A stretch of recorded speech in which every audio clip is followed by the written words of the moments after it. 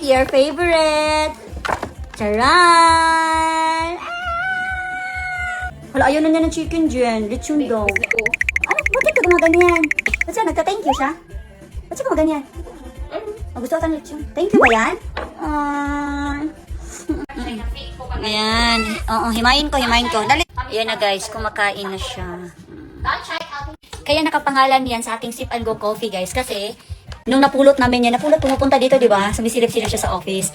Ito na yung kulay niya. Kaya sabi ko, pangalanan natin ang pusang yan ng Sip and Go. So, by the way guys, itong ating Sip and Go Coffee ha, perfect to sa mga constipated, bloated, hirap magbawas, mahilig kumain. Go for this one guys. This is an herbal coffee and 20 calories lang. May mga celery, dandelion.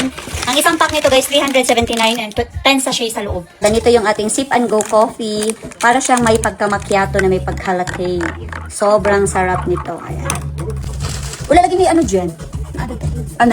Okay. Best time to drink for me, gabi. Sarap.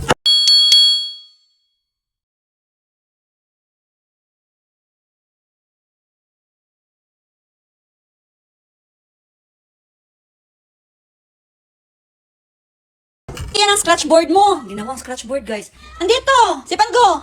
Ito! Ganyan, oh! Ay! Apo!